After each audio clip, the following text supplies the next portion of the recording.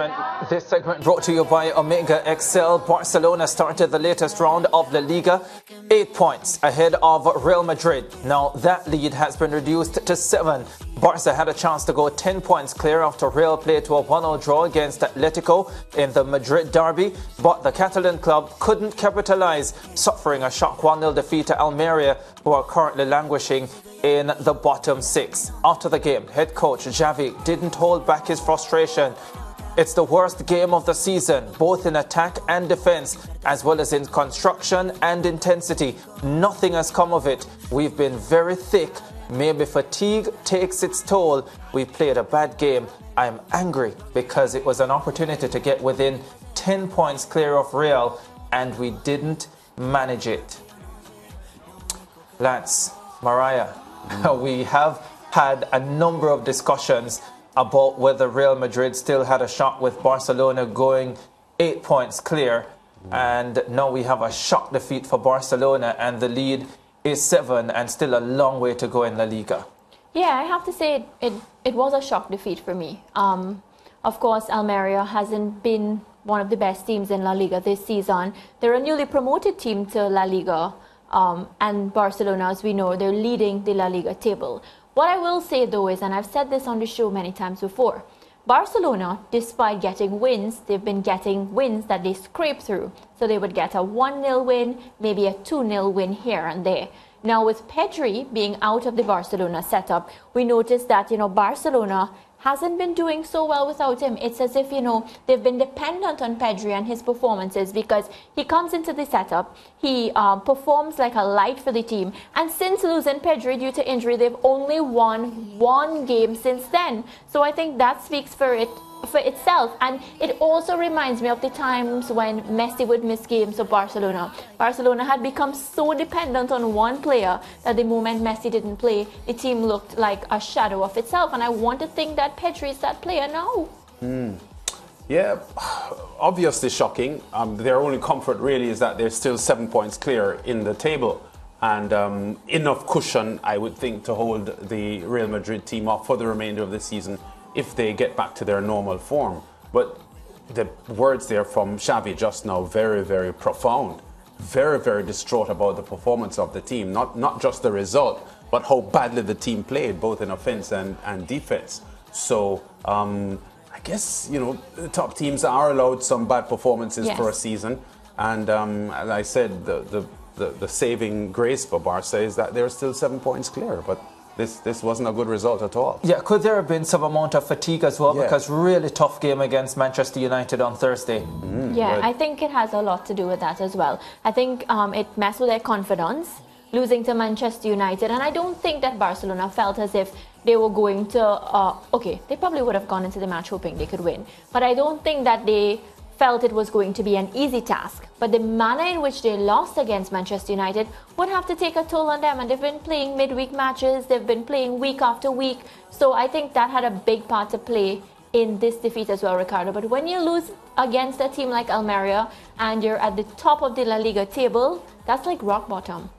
All right, let's switch focus now to a matchup that took place in the Liga earlier on Monday. Relegation threatened. Getafe travelled to Villarreal, who were looking to make it back-to-back victories in the league. Here are the highlights. Very close to the Champions League places. They're a long way away from them now. Pino clashes. Well, play continues. The header comes in and Reina is beaten. And Enisu now scores against his former club. Getafe have the lead. And good advantage played by the referee, and they do take full advantage of it. Fantastic header from Enisu now. Jene doesn't get too many assists, but playing as a right back in this system. They've got another opportunity here. The flag for the moment has stayed down. Maximovic with the ball, fist across the 6-yard box. It almost reached Mayoral of Villarreal's general underperformance this season. No longer being talked about as someone that every club in Europe wants. I'm sure that will change again. Header comes in and Reina just keeps it out on his line. Pino gets the better of Porto here. Porto does well to get back in front of him, but this still might be dangerous for Villarreal. It's Morales. Morales flicked up by Chukwueze. Capu strikes it well. He comes out to Chukwueze and he scored. Villarreal back back on level terms. There, spaces get created.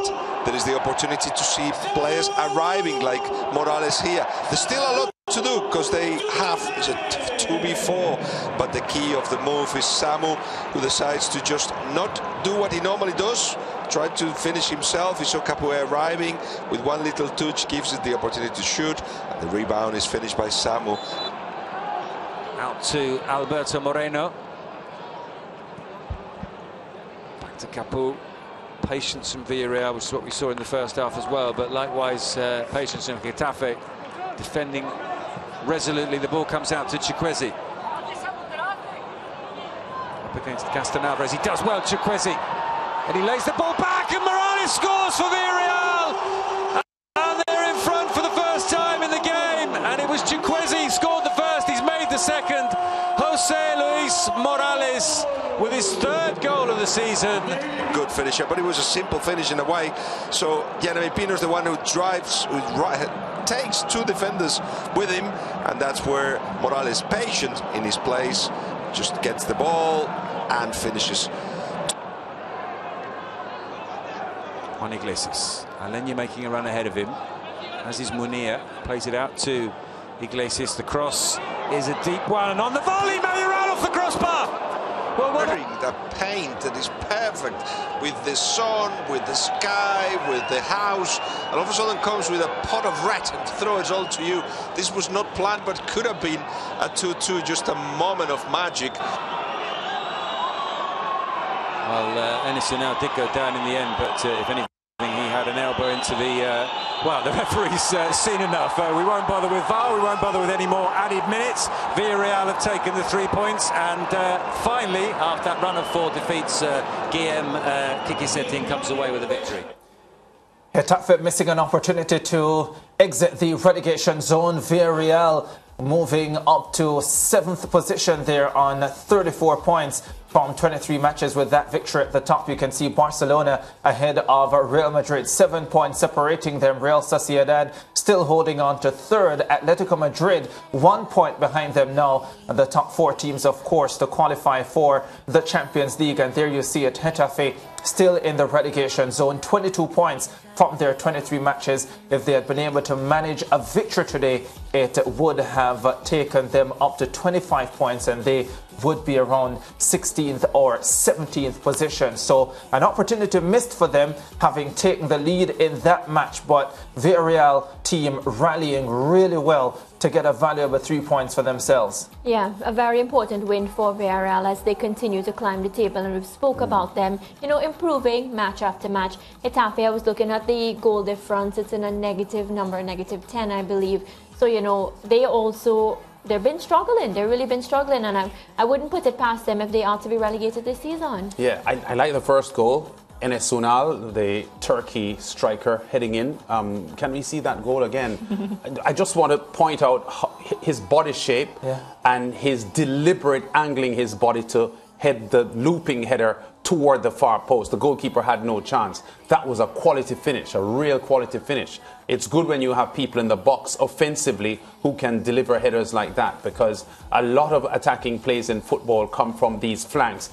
And he knew where he was heading the ball. Yeah. He just angled his body and just got the ball to exactly where the goalkeeper was not, to the far post. That was a fine header. Yeah. Unfortunately for Getafe, the Yellow Submarine, you know, revived themselves and got back with 2 goals and actually won the game. But I like that goal. That was a real quality finish from the Turkey man. Good for their confidence. It's just unfortunate that Villarreal, being the team that's improving, were able to bounce back.